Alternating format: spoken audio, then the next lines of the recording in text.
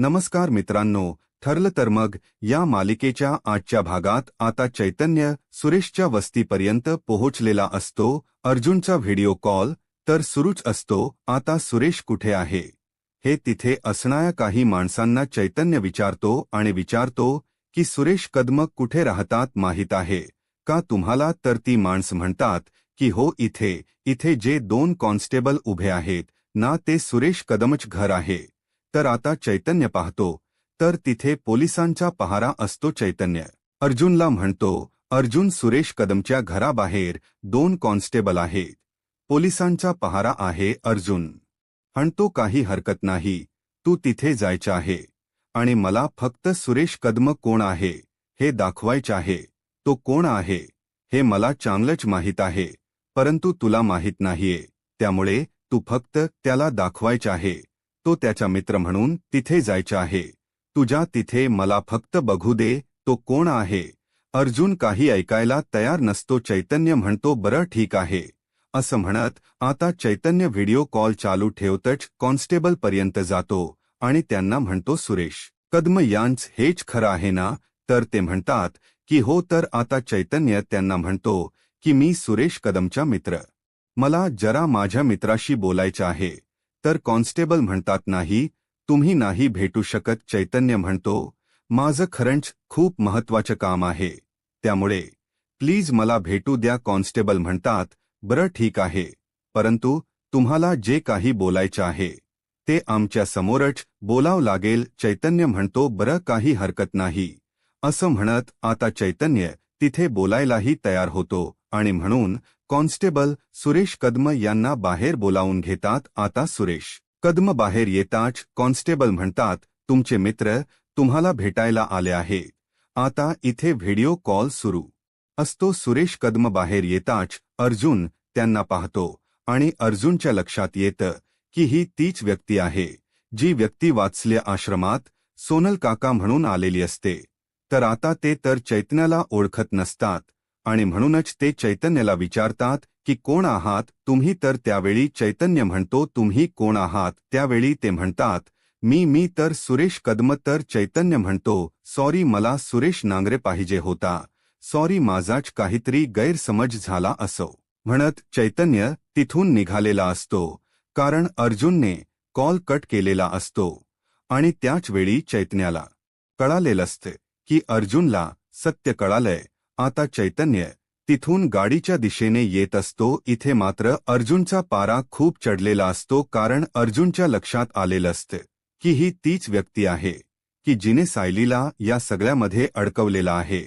तर आता चैतन्याला अर्जुनचा फोन आलेला असतो. चैतन्य म्हणतो, बोल. तर अर्जुन म्हणतो, आता तुला एक मोठं काम करायचं आहे.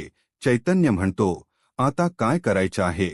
अर्जुन म्हणतो, भांडण. आता तुला त्या दोन्ही कॉन्स्टेबलला त्यांना डिस्ट्रॅक्ट करायचे आहे, त्यांची नजर चुकवायची आहे आणि त्यासाठीच आता तुला भांडण करावं लागेल. चैतन्य म्हणतो, भांडण नाही, सॉरी, मी नाही करू शकत भांडण. अर्जुन म्हणतो, तुला करावं लागेल, जमवावं लागेल, दुसरा कुठलाच पर्याय नाही. आता अर्जुनच्या शब्दापुढे चैतन्याच काही चालत नसतं. चैतन्य म्हणतो, देवा वाचवा.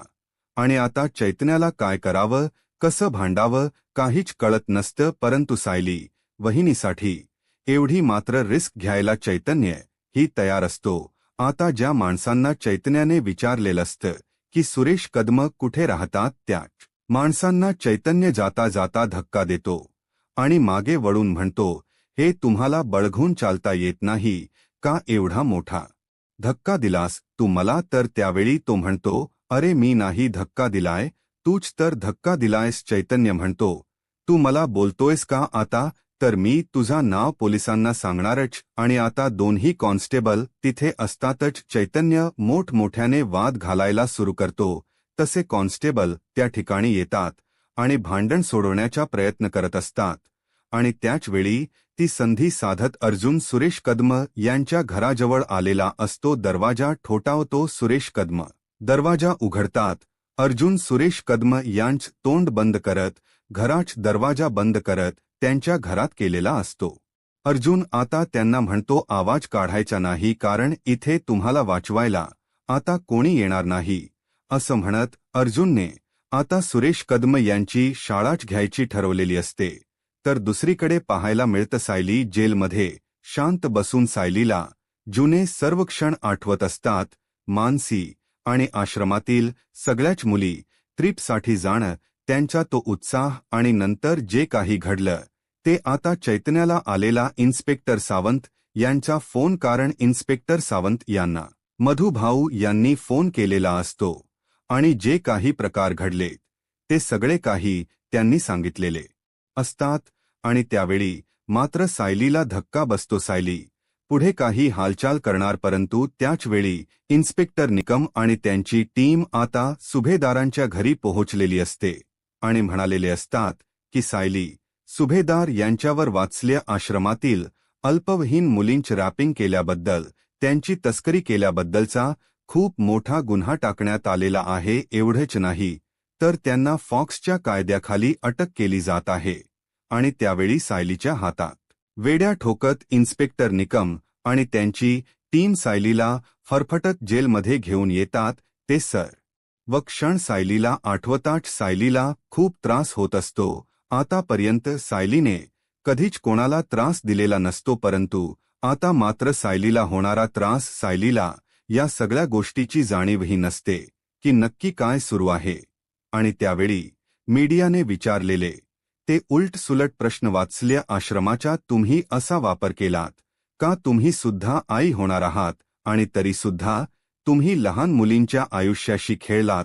या सगळ्यामध्ये मधुभाऊ सुद्धा सामील होते का? तुम्ही तर आई या शब्दाला काळिंबा फासला आहात असं म्हणत सर्वच जण प्रश्न विचारत असतात.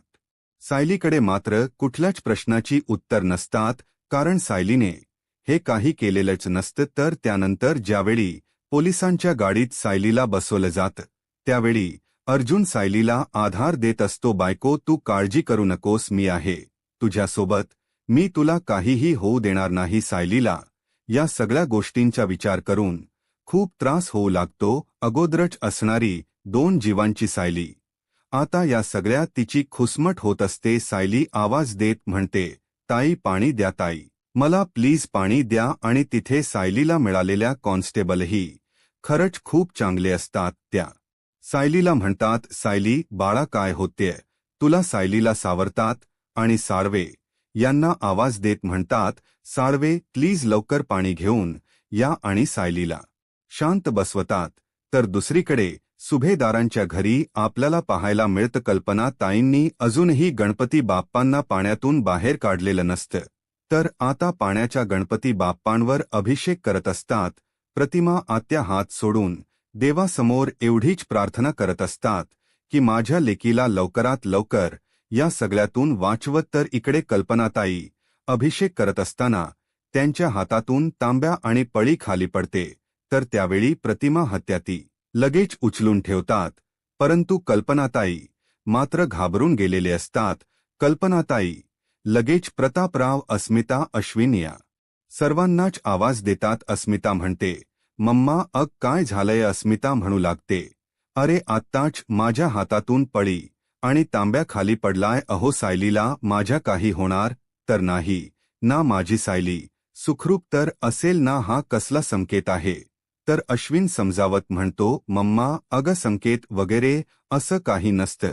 तर अस्मिता म्हणते, पण काळजी करायची काही जाणार आहे का? काळजी ही तर लागणारच आहे ना, कारण सायली आज ज्या अवस्थेत आहे आणि ज्या अवस्थेत तिला हे सगळं काही सहन करावं लागतंय, या सगळ्याचा विचारही करवत नाहीये. सायलीची काळजी वाटते सर्वांना, सायलीची काळजी वाटत असते.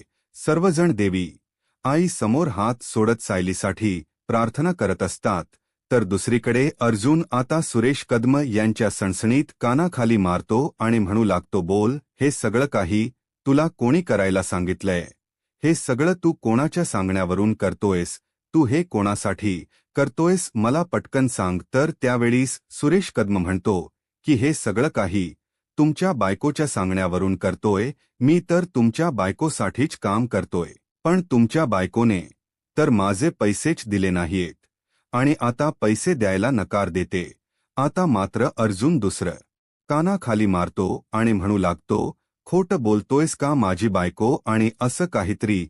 तर सुरेश कदम म्हणतो की हो, तुम्हाला माहीत नाहीये अहो, पैसे मिळवण्यासाठी हे सगळं काही तुमच्या बायकोनेच रकेट चालवलं होतं.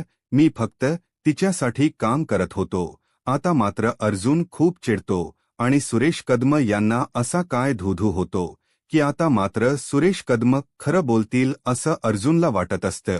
परंतु सुरेश कदम इतका मार खाऊनही काही खरं बोलायला तयार नसतो. सुरेश कदम म्हणतो, अहो, मी खरंच सांगतोय, मी तुम्हाला खोटो दाखवतो म्हणजे तुमचा विश्वास बसेल असं म्हणत सुरेश कदम सायलीच्या आणि त्याच्या भेटीचे खोटो दाखवतो आणि म्हणू लागतो, हे बघा, तुमची बायको मला भेटायला यायची आणि तीच तर मला हे सगळं काही करायला सांगायची. तिच्या सांगण्यावरूनच तर मी केलं आहे. आता अर्जुन पुन्हा एक कानाखाली मारतो आणि म्हणू लागतो, हे खोटो तू मला दाखवलेस आणि मलाच सांगतोयस. अरे, मला माहीत आहे माझी बायको असं काही करणार नाही. त्यामुळे आता तर तुला मी सोडणारच नाही. बोल, तू हे कोणासाठी काम करतोयस. परंतु शेवटपर्यंत सुरेश कदम सायलीचंच नाव सांगत असतो. आता मात्र अर्जुनकडे दुसरा कुठलाच पर्याय नसतो. अर्जुन ते खोटो घेतो आणि तिथून निघालेला असतो. आता अर्जुन खुनाहूनच चैतन्याला काम झालंय असं सांगतो. तर चैतन्य इकडे भांडत म्हणतो की माझं पॉकेट कुठे गेले, मला नाही माहीत, या लोकांनीच घेतलं आहे. तर त्यावेळी सर्वजण इकडे तिकडे शोधू लागतात. चैतन्य लगेच खाली पडलेल पॉकेट घेतो आणि म्हणू लागतो, सॉरी सॉरी, माझं ऑलेट इथेच पडलं होतं, सॉरी असं म्हणत आता चैतन्य ते ऑलेट उचलतो, सगळ्यांची माफी मागतो आणि तिथून निघालेला असतो. तर सुरेश कदम मोठमोठ्याने दरवाजा वाजवत असतात आणि त्यावेळी कॉन्स्टेबल त्या ठिकाणी येतात आणि दरवाजा उघडतात. सुरेश कदम विचारतो की कुठे गेला होता तुम्ही? कॉन्स्टेबल म्हणतात, आम्ही तर इथेच आहोत. तर आता सुरेश कदम म्हणतो, इथेच अहो, अर्जुन सुभेदार आला होता, त्याने मला खूप मारलं. तर त्यावेळी कॉन्स्टेबल म्हणतात, काही काय बोलतोयस रे, आम्ही तर इथेच आहोत, कोणी आलं नाही, उगाच काहीतरी बोल नकोस आत असं म्हणत सुरेश कदम यांचं काहीही बोलणं ऐकून घेत नाही. तर आता सुरेश कदम आतमध्ये जातात आणि लगेच आपल्या दुसऱ्या मोबाईलवरून सचिनला फोन करतात आणि म्हणू लागतात, सचिन सर, अहो, इथे अर्जुन सुभेदार आला होता. आता मात्र दुसरीकडे अर्जुन सुरेशने दिलेले फोटो चैतन्याला दाखवतो आणि म्हणू लागतो, हे बघ, त्या सुरेशने मला हे फोटो दिलेत आणि म्हणाला की तुमची बायको मला भेटायला यायची आणि हे काम तर मी तिच्यासाठीच करत होतो. तर चैतन्य म्हणतो, हॉट रबीश, हे फोटो तर खोटे आहेत, हे सगळं काही खोटा आणि बनाव केलेला आहे. तर अर्जुन म्हणतो, हे मलाही माहीत आहे आणि हेच फोटो त्या सुरेश कदमने इन्स्पेक्टर निकम यांना दाखवलेत आणि अजूनपर्यंत कोणीही ऑब्जेक्शन घेतलं नाहीये, म्हणजे हे फोटो अगदी परफेक्टली बनवले गेले आहेत. पण आता प्रश्न हा आहे, सुरेश कदम नक्की कोणासाठी काम करतोय? परंतु ज्या व्यक्तीसाठी तो काम करतोय ती व्यक्ती साधी सुधी नाहीये. तर आता चैतन्य अर्जुनला विचारतो की सुरेश कदमने नक्की कोणासाठी काम करतोय हे सांगितलं आहे का? तर अर्जुन म्हणतो, नाही, कितीही काही केलं तरी सुद्धा तो तोंड उघडायला मात्र तयार नाही आणि त्यामुळे तो नक्की कोणासाठी काम करतोय याचं नावच कळालं नाही अजून. तर त्याच वेळी अर्जुनला फोन आलेला असतो. आता अर्जुनला जेलमधून फोन आलेला असतो. अर्जुन म्हणतो, हॅलो. तर त्यावेळी त्या कॉन्स्टेबल म्हणतात, मी लेडी जेलमधून बोलते आहे सायली, सुभेदार यांची तब्येत अचानकच बिघडली आहे, यामुळे तुम्ही लवकरात लवकर इथे याल का? अर्जुन म्हणतो, हो, मी आलो असं म्हणत अर्जुन घाबरतच आता तिथे जायला निघालेला असतो. तर दुसरीकडे आता प्रिया संधीचा फायदा घेत सचिनला फोन करते. तर त्यावेळी सचिन प्रियाला म्हणतो, प्रिया, अगं, त्या लेडी कॉन्स्टेबलचा फोन तिच्यापेक्षा जास्त तूच वापरतेस. तर प्रिया म्हणते, कामाचं बोला, बाकी मला काही माहीत नाही आणि सगळ्यात महत्त्वाचं म्हणजे इथे कोणी येण्या अगोदर मला तिचा फोन परत द्यायचा आहे. तर नागराज प्रियाला म्हणतो की त्या सुरेशचा कॉल आला होता, तो सांगत होता की अर्जुन त्याच्या घरापर्यंत पोहोचला. मला तरी असं वाटत की त्या इन्स्पेक्टर सावंतनेच अर्जुनला मदत केली असणार. अर्जुन त्याच्या घरात गेला आणि राडा घातलाय म्हणे. आता मात्र हे ऐकून प्रियाला धक्काच बसतो. प्रिया घाबरतच म्हणते, काय काय सांगताय काय? तर सचिन म्हणतो, हो. अर्जुनने त्याला खोदून खोदून विचारण्याचा प्रयत्न केला की या सगळ्या मागे नक्की कोण आहे, हे सगळं काही कोणी घडवून आणेल आहे. प्रिया घाबरताच सचिनला म्हणते, मग तो सुरेश काय म्हणाला? त्याने आपलं नाहीये. तर गौरी म्हणते, मग सायली ताईला इथे घेऊन यायला सांग ना. आता मात्र कुसुमताईंना काय बोलावं काहीच कळत नसतं. तर मधुभाऊ कुसुमताईंना म्हणतात, कुसुम अगं तू गौरीला समजाव ना. तिला म्हण की काही दिवसातच सायली तुला भेटायला येईल. आश्रमात काही दिवसांसाठी त्या बाहेर गेली आहे. महत्वाचं काम आहे, ते झाल्यानंतर ती येईल. कुसुमताई म्हणतात, पण मधुभाऊ अहो सायली शिवाय गौरी राहणं खरंच अशक्य आहे, अवघड आहे ही गोष्ट. तर त्यावेळी मधुभाऊ म्हणतात, ते तर आहेच, परंतु आता आपल्याजवळ दुसरा कुठलाच पर्याय नाही. त्यामुळे तू तिला समजाव. तुझं ती नक्कीच ऐकेल. कुसुमताई म्हणतात, हो मधुभाऊ मी प्रयत्न करते. कुसुमताई मधुभाऊंना म्हणतात, मधुभाऊ तुम्ही स्वतःला जपा, स्वतःची काळजी घ्या आणि तुमची तब्येत सावरा. आता सगळ्यात जास्त गरज सायलीला तुमची आहे. मधुभाऊ म्हणतात, माझ्या साहू बाळाला आता जर माझी गरज मिळाली असती, माझी गरज लागली असती, तर मला अजून काय हवं होतं. पण तुम्ही स्वतःची काळजी घ्या आणि हो मी फोन ठेवतोय, पण अधूनमधून फोन करत जा असं म्हणत मधुभाऊ फोन ठेवतात. तर दुसरीकडे आपल्याला जेलमध्ये पाहायला मिळतं अर्जुन सायलीची काळजी करत तिला विचारतो, तू कशी आहेस, ठीक आहेस ना? तर सायली म्हणते, हो मी बरी आहे. आता तुम्ही नका काळजी करू. 7व्या महिन्यात थोडाफार त्रास होतो, तसा त्रास होतोय, बाकी काही नाही. आणि तो तेवढ्या पुरताच होता, बाकी काही नाही. परंतु आता अर्जुनला खूप वाईट वाटत असतं. अर्जुन सायलीची माफी मागत म्हणतो, आय एम रिअली सॉरी बायको. या क्षणाला तुझा नवरा मरून तुझ्या या अवस्थेत मी तुझ्यासाठी काहीच करू शकत नाहीये.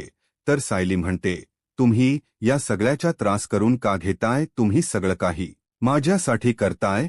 तुमचे प्रयत्न मी पाहते आणि हे सगळं काही कोणीतरी मुद्दामहून करतंय हे आपल्याला कळत नाहीये का? आपल्याला सगळ्या गोष्टींचा अंदाज आहे, परंतु या सगळ्याला आपण दोघांनी मिळून सामोर जायचे आहे. ही लढाई आपल्या दोघांची आहे. सायली अर्जुनला म्हणते, बरं मला एक सांगा, ही खोटी तक्रार नक्की कोणी केली होती हे काही कळलं आहे का? तर अर्जुन म्हणतो, तू या सगळ्यात पडू नकोस, तू स्वतःची काळजी घे फक्त. मी आहे ना, मी सगळं काही बघतो. तर त्यावेळी सायली अर्जुनला म्हणते, अहो डोक्यात इतक्या सगळ्या प्रश्नांचा गुंता झालाय, मी आराम तरी कशी करणार? मला कळायलाच हवं की हे सगळं काही कोणी केले, हे कोणाचं कारस्थान आहे. त्यामुळे प्लीज मला सांगा ना, तुम्हाला काही कळलंय का? तर त्यावेळी अर्जुन म्हणतो की नाही, मला अजूनपर्यंत काही कळालं नाही, परंतु एक गोष्ट मात्र कळाली की सोनल आणि सुरेश पोलिसांना एका ठिकाणी सापडलेत. तर सायली म्हणते, सापडलेत म्हणजे सुरेश काका तर सोनलला घरी घेऊन गेले होते ना? तर अर्जुन म्हणतो, नाही, सुरेश हा सोनलचा काकाच नाहीये, ते सगळे पेपर फेक होते. तो सुरेश खोटा काका म्हणूनच आश्रमात आला होता आणि त्याने आपली दिशाभूल केली आहे. तर दुसरीकडे सुभेदारांच्या घरी आपल्याला पाहायला मिळतं सर्वजण अर्जुनच्या फोनची वाट पाहत असतात, परंतु अजूनपर्यंत अर्जुनचा फोन आलेला नसतो. कल्पनात ताई म्हणतात, अर्जुनचा अजूनपर्यंत फोन कसा नाही आलाय? नाही तर आपण एक काम करूयात का? आपणच आता जेलमध्ये पोलीस स्टेशनला जाऊया आणि बघूयात की नक्की काय चालू आहे, काय घडलं आहे, आपली सायली कशी आहे.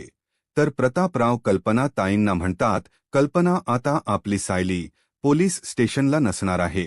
तुला आठवते ना की चैतन्य काय म्हणाला आहे? अशा गुन्ह्याखाली ज्यावेळी अटक होते त्यावेळी पोलीस कस्टडी नाही तर थेट मोठ्या जेलमध्ये घेऊन जातात. आता सर्वांना सायलीची काळजी वाटत असते. प्रतिमा आत्या अश्विनला म्हणतात, अश्विन तू आता अर्जुनला फोन कर, खूप उशीर झालाय, अर्जुनचा फोनही आला नाहीये. आता अश्विन अर्जुनला फोन करतो परंतु अर्जुन काही फोन उचलत नसतो. तर आता कल्पनाताई घाबरतात आणि म्हणू लागतात, म्हणजे नक्कीच काहीतरी भयंकर घडलं असणार. सायली 2 जीवांची आहे या गोष्टीचा सुद्धा तिथे कोणी विचार करत नसेल. आता सर्वजण सायलीच्या विचारात असतात आणि त्याच वेळी सचिनची एंट्री झालेली असते. सचिन सुभेदारांच्या घराजवळ आलेला असतो आणि आवाज देत म्हणतो, हॅलो, येऊ का आत? आता मात्र सर्वजण सचिनला पाहतात आणि सगळ्यांनाच खूप राग आलेला असतो. तर दुसरीकडे अर्जुन सायलीला समजावतो आणि म्हणू लागतो, पण तू या सगळ्याचा विचार करू नकोस, तू काळजी करू नकोस. इन्स्पेक्टर सावंत म्हणाले आहेत की सोनल आता ठीक आहे. पण आता मात्र सायली अर्जुनला विचारते, पण तर अर्जुन म्हणतो, पण हेच की ती आता ठीक आहे, हेच मला तुला सांगायचं होतं. आता अर्जुन काहीतरी लपवतोय हे सायलीच्या लक्षात येतं. सायली म्हणते, प्लीज मला खरं सांगा. अर्जुन म्हणतो, मी खरंच सांगतोय, ती आता ठीक आहे. तर सायली म्हणते, तुम्हाला शपथ आहे आपल्या बाळाची? आता मात्र अर्जुनला सत्य सांगावंच लागतं. अर्जुन सायलीला म्हणतो, सोनल ज्या ठिकाणी सापडली त्या ठिकाणी सोनलवर अत्याचार झाले होते. आता हे ऐकल्यानंतर सायलीला धक्काच बसतो. तर येणाऱ्या पुढील भागामध्ये आपल्याला पाहायला मिळतं संपूर्ण सुभेदार कुटुंब सायलीला भेटण्यासाठी जेलमध्ये आलेलं असतं. त्यावेळी अस्मिता प्रियाला म्हणते, जेल हीच तुझी खरी जागा आहे. तर प्रिया म्हणते, मग हाच नियम सायलीला सुद्धा लावून दाखवाना. तर त्यावेळी मात्र पूर्णाजी चिडतात आणि म्हणू लागतात, सायली निर्दोष आहे आणि आम्ही संपूर्ण एकजोटीने सायलीसोबत आहोत. तर प्रिया म्हणते, पण तिचा गुन्हा तर माझ्यापेक्षा मोठा आहे. पूर्णाची म्हणतात, गुन्हा लावला गेला आहे पण सायलीने कोणताही गुन्हा केला नाहीये हे आम्हा सगळ्यांना चांगलंच माहीत आहे आणि म्हणूनच आम्ही सगळे तिच्या पाठीमागे ठामपणे उभे आहोत. आता पूर्णाजींच्या हातात अर्जुन आणि चैतन्याच्या हात, तर मधुभाऊंच्या हातात अश्विनच्या हात, अस्मिताच्या हात, त्यानंतर प्रतापराव, कल्पनाताई आणि प्रतिमाहत्या सगळेजण एकजुटीने एकसाखळी करत प्रियाच्या समोर ठामपणे उभे असतात. आता मात्र प्रिया पूर्णपणे बिथरून गेलेली असते. तिची ही 5 जणांची एकजूट आणि ही इथे असणारी एवढी मोठी टीम, याच्या पुढे प्रियाचा काही निभाव लागणार नाही हे प्रियाला चांगलंच माहीत असतं.